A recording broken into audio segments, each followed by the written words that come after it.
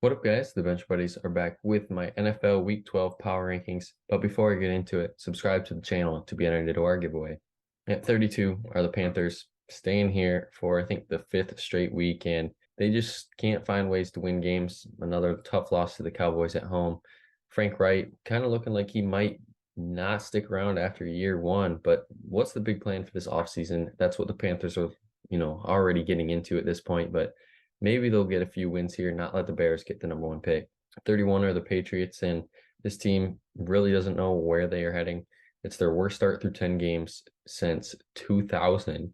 And it seems like it's Bailey Zappi or Malik Cunningham's time because Mac Jones just hasn't won over the locker room. 30 are the Giants, and they're jumping those Patriots who they play this week after a win against the Commanders on the road. Tommy DeVito had his best game as a pro. Saquon looked great in this one. And Darius Slayton looked like the big play receiver that we're used to seeing. And now this team possibly could get another win at home, move to 4-8, and kind of be hanging around there just to be the team that could play spoiler. At 29 are the Bears. They're staying put. They blew a 12-point lead on the road against a divisional opponent in the Lions, and it was a disaster. It looked like this team was going to escape with a victory, pull out a good road win against the Lions, but they just couldn't do it. Fields looked good in his return, and along with DJ Moore, his top target. 28 are the Cardinals, and they forced 3 interceptions from CJ Stroud, which is very hard to do this year just to get one, but they still couldn't figure out how to beat the Texans. And even with a full team, just couldn't get it done with Murray and Connor now fully healthy, and even Zach Ertz expected back here in a few weeks. I think they're a team that can still hang around and possibly upset a team when we get into the weeks 15, 16, 17, and 18. There's a team that I think this Cardinals team can upset. 27 are the Titans, and they got dismantled in Jacksonville. It was an ugly loss under Will Levis. He played all right in this one. It wasn't really his fault. The defense gave up 34, but they're on a three-game losing streak right now. A must-win game if they want to somehow have a shot at the AFC South and possibly sneak into the playoffs. It's a must-win game against the Panthers. If they lose this one, then it's time to call it a season. 26 are the Chargers, and it may be a little bit of an overreaction here because they had a dropped pass. They fell to last place in the AFC West, so on and so forth. And Herbert's looks good. Keenan Allen's looked great besides his drop touchdown.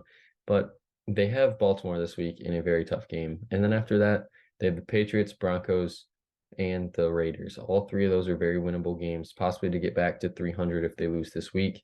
And I think the Chargers are going to be really hoping they can pull off some big wins in the later part of the year. 25 are the Commanders. They fall to the Giants, and they're falling one spot as well. Sam Howell struggled his worst game as a pro with 3 interceptions. Brian Robinson Jr., 131 total yards, looking like he's going to be a big factor for years to come. And now they face Dallas on Thanksgiving.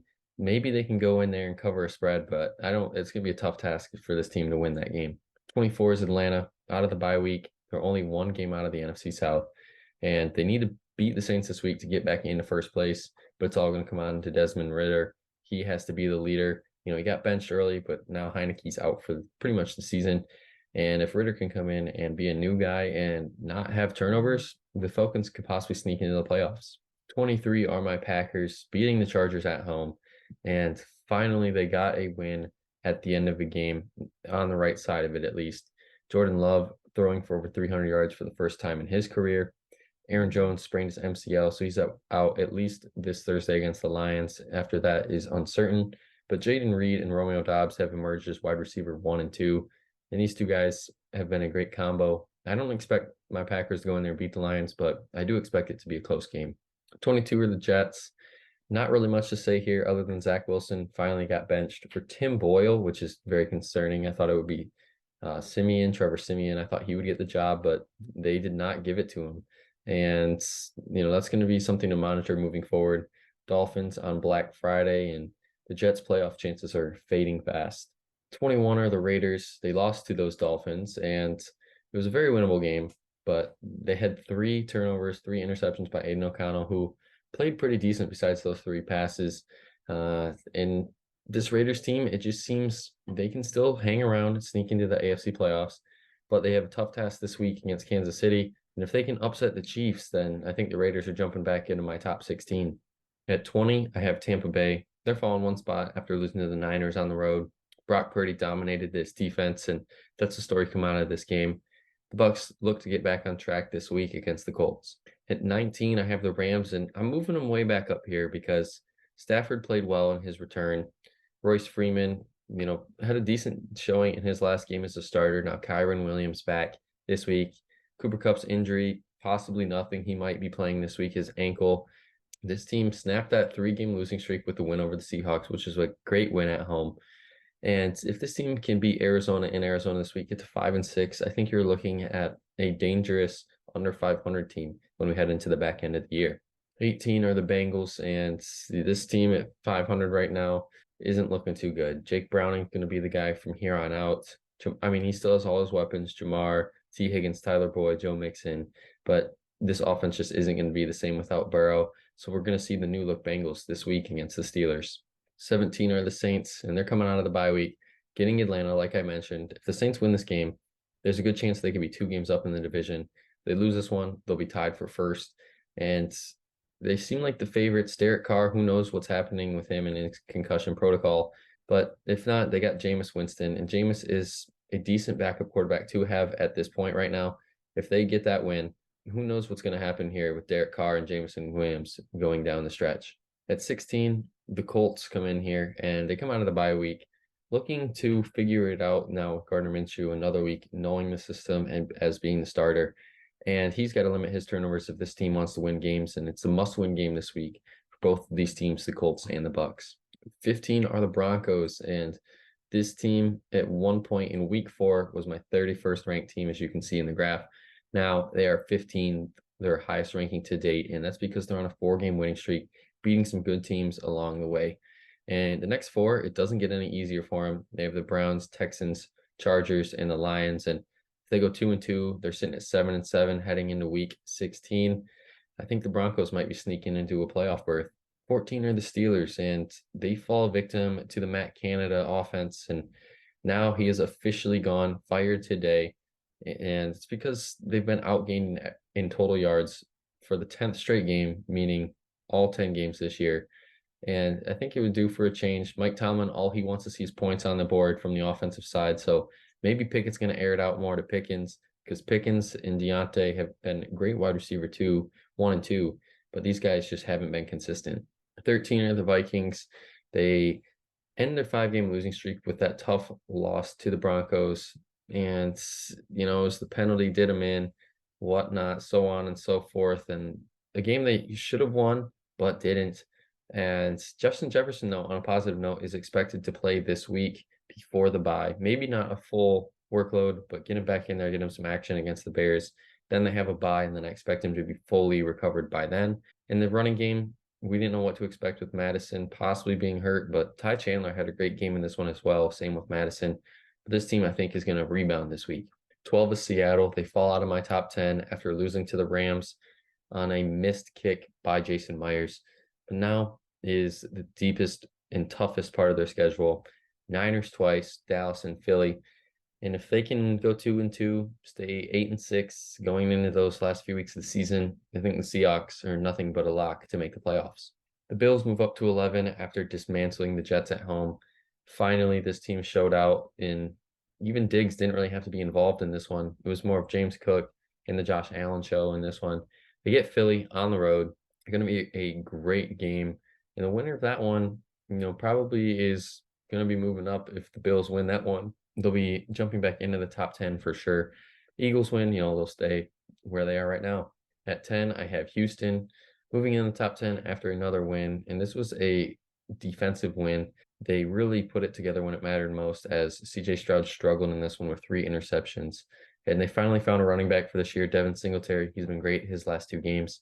And now it's going to be a not must-win game for the Texans against Jacksonville, but a very important game if they want to win the AFC South. And those Jaguars come in at 9 after they dismantled another AFC South opponent, the Titans. It was a big bounce-back win for them after getting destroyed by the Niners.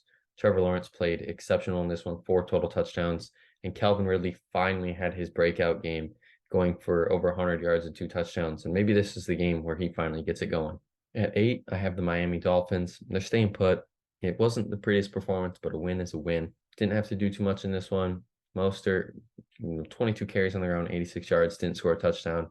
But Tyreek Hill was the big factor in this one. 10 receptions, almost 150 receiving yards and a touchdown. And the only concern here is this team still doesn't have winning record above teams 500. And Devon Achane re-injured his leg possibly. So who knows what's going to go on here in the backfield. But at least they still have Mostert. 7 are the Ravens. Beat the Bengals at home. Obviously losing Mark Andrews for at least a good amount of time. They're not ruling him out for the year, but more than likely almost all the regular season. Lamar played well. Gus Edwards, another great game. Odell had his first 100 receiving yard game since 2019. Now they get the Chargers on the road, and if they win this one this week, they'll still be atop the AFC.